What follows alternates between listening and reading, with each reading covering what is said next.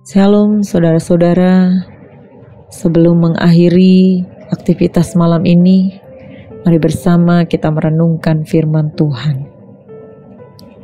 Bicara mengenai kesetiaan, saat ini telah menjadi sesuatu yang sangat langka.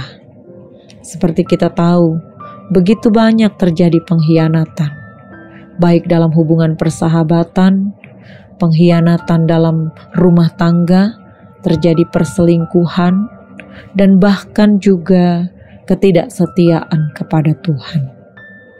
Situasi dunia sekarang ini telah membuat orang-orang yang setia, tulus, dan jujur tersingkir.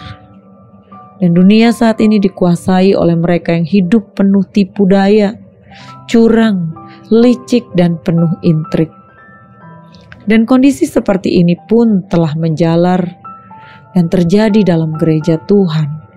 Berbagai trik dan intrik dilakukan untuk mendapatkan jabatan, kehormatan, nama besar dalam gereja, sehingga pelayanan bukan lagi melayani Tuhan dan pekerjaannya, tetapi melayani kepentingan pribadi.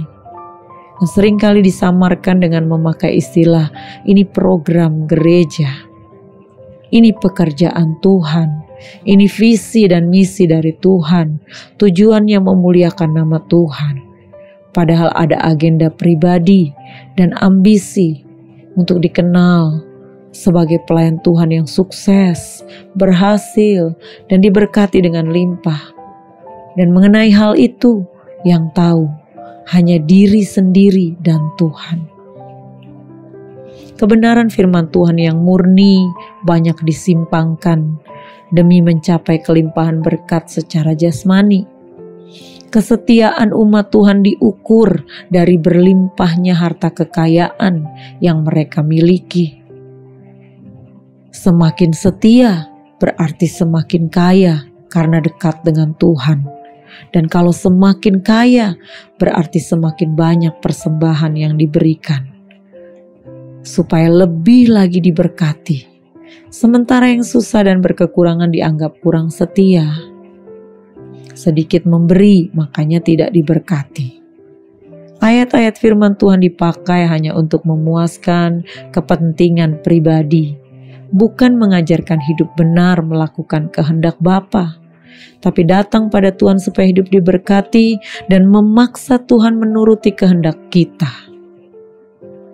Perhatikan bahwa dalam awal pengajarannya, ketika Tuhan Yesus hadir di dunia ini, Dia menyatakan jangan kumpulkan harta di bumi.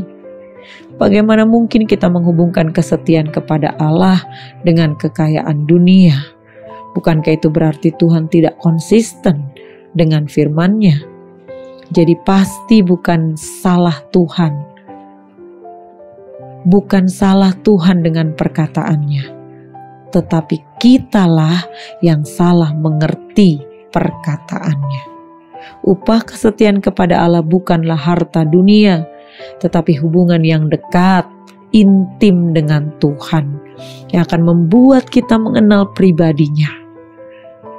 Sebab Mazmur 145 ayat 18 berkata, Tuhan dekat pada setiap orang yang berseru kepadanya, pada setiap orang yang berseru kepadanya dalam kesetiaan.